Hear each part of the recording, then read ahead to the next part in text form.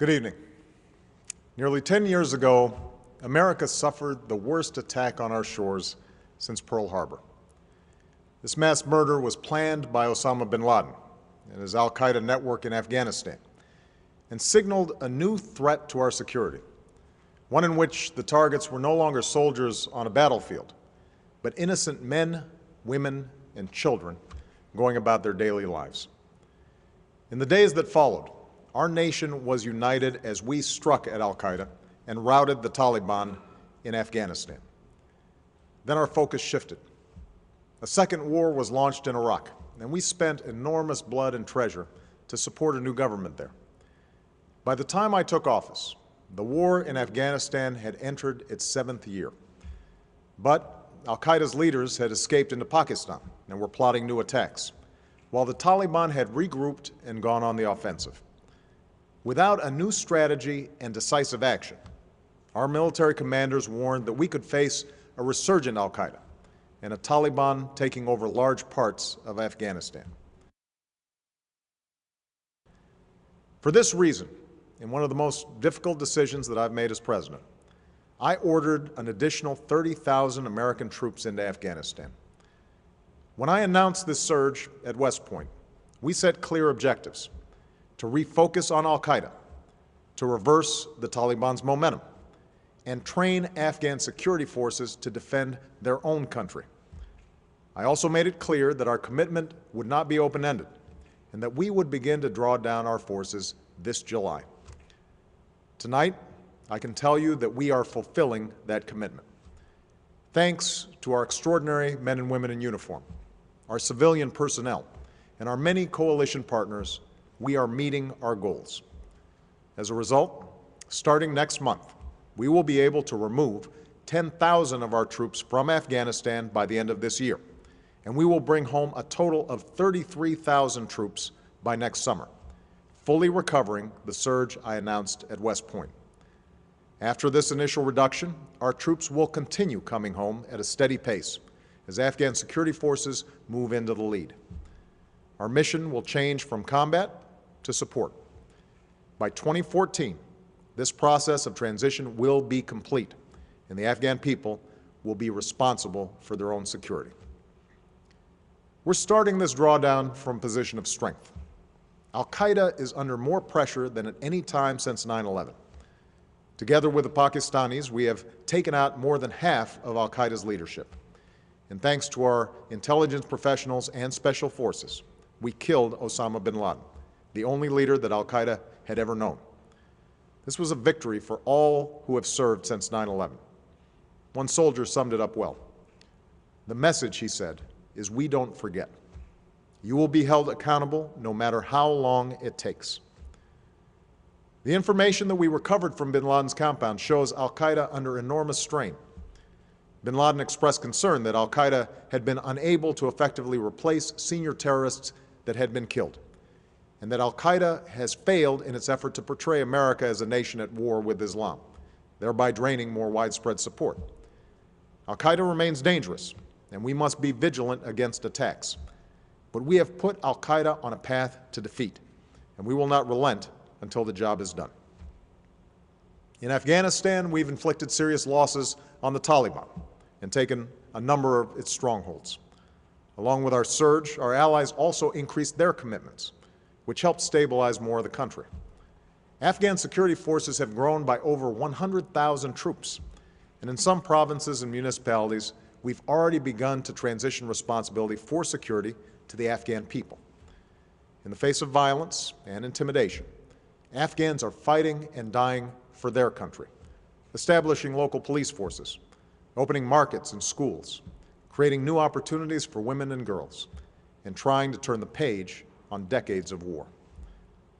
Of course, huge challenges remain. This is the beginning, but not the end of our effort to wind down this war. We'll have to do the hard work of keeping the gains that we've made while we draw down our forces and transition responsibility for security to the Afghan government. And next May, in Chicago, we will host a summit with our NATO allies and partners to shape the next phase of this transition. We do know that peace cannot come to a land that has known so much war without a political settlement. So as we strengthen the Afghan government and security forces, America will join initiatives that reconcile the Afghan people, including the Taliban. Our position on these talks is clear. They must be led by the Afghan government, and those who want to be a part of a peaceful Afghanistan must break from al-Qaeda, abandon violence, and abide by the Afghan Constitution. But, in part because of our military effort, we have reason to believe that progress can be made. The goal that we seek is achievable and can be expressed simply. No safe haven from which al-Qaeda or its affiliates can launch attacks against our homeland or our allies. We won't try to make Afghanistan a perfect place. We will not police its streets or patrol its mountains indefinitely. That is the responsibility of the Afghan government, which must step up its ability to protect its people and move from an economy shaped by war to one that can sustain a lasting peace. What we can do and will do is build a partnership with the Afghan people that endures, one that ensures that we will be able to continue targeting terrorists and supporting a sovereign Afghan government. Of course, our efforts must also address terrorist safe havens in Pakistan. No country is more endangered by the presence of violent extremists, which is why we will continue to press Pakistan to expand its participation in securing a more peaceful future for this war-torn region. We'll work with the Pakistani government to root out the cancer of violent extremism, and we will insist that it keeps its commitments. For there should be no doubt that so long as I am president, the United States will never tolerate a safe haven for those who aim to kill us. They cannot elude us, nor escape the justice they deserve. My fellow Americans, this has been a difficult decade for our country. We've learned anew the profound cost of war, a cost that's been paid by the nearly 4,500 Americans who have given their lives in Iraq and the over 1,500 who have done so in Afghanistan. Men and women who will not live to enjoy the freedom that they defended. Thousands more have been wounded. Some have lost limbs on the battlefield, and others still battle the demons that have followed them home. Yet tonight, we take comfort in knowing that the tide of war is receding. Fewer of our sons and daughters are serving in harm's way. We've ended our combat mission in Iraq, with 100,000 American troops already out of that country. And even as there will be dark days ahead in Afghanistan, the light of a secure peace can be seen in the distance. These long wars will come to a responsible end. As they do, we must learn their lessons. Already this decade of war has caused many to question the nature of America's engagement around the world.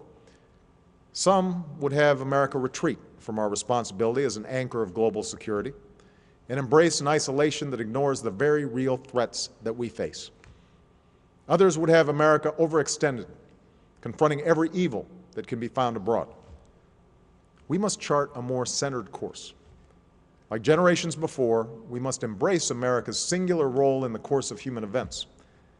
But we must be as pragmatic as we are passionate, as strategic as we are resolute. When threatened, we must respond with force. But when that force can be targeted, we need not deploy large armies overseas.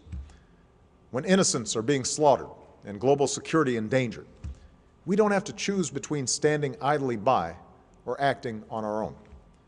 Instead, we must rally international action, which we're doing in Libya, where we do not have a single soldier on the ground, but are supporting allies in protecting the Libyan people and giving them the chance to determine their own destiny. In all that we do, we must remember that what sets America apart is not solely our power. It is the principles upon which our union was founded.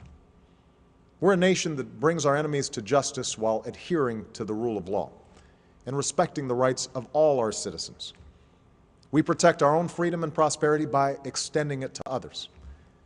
We stand not for empire, but for self-determination.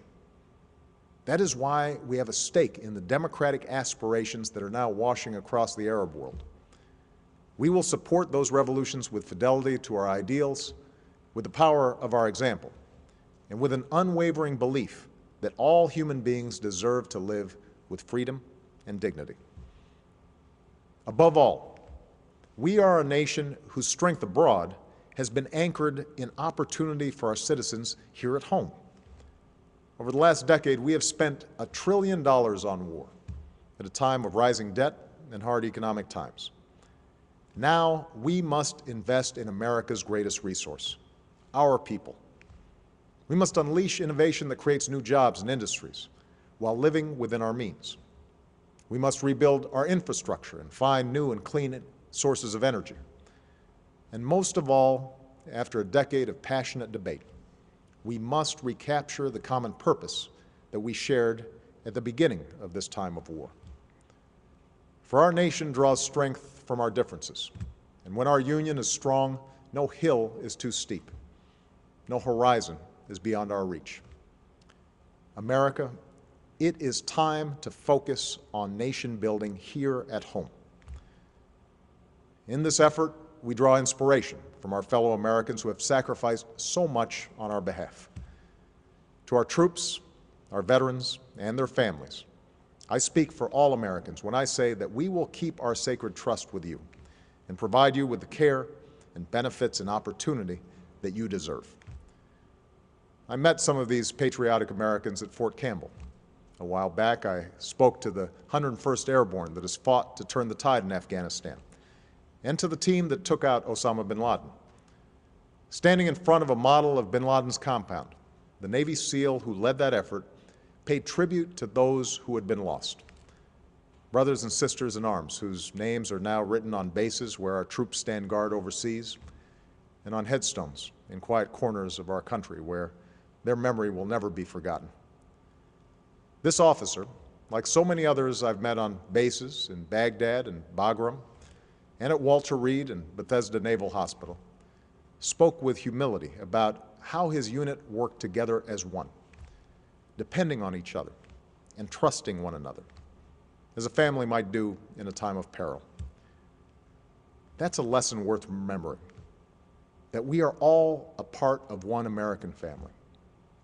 Though we have known disagreement and division, we are bound together by the creed that is written into our founding documents, and a conviction that the United States of America is a country that can achieve whatever it sets out to accomplish. Now, let us finish the work at hand. Let us responsibly end these wars and reclaim the American dream that is at the center of our story. With confidence in our cause, with faith in our fellow citizens, and with hope in our hearts, let us go about the work of extending the promise of America for this generation and the next. May God bless our troops, and may God bless the United States of America.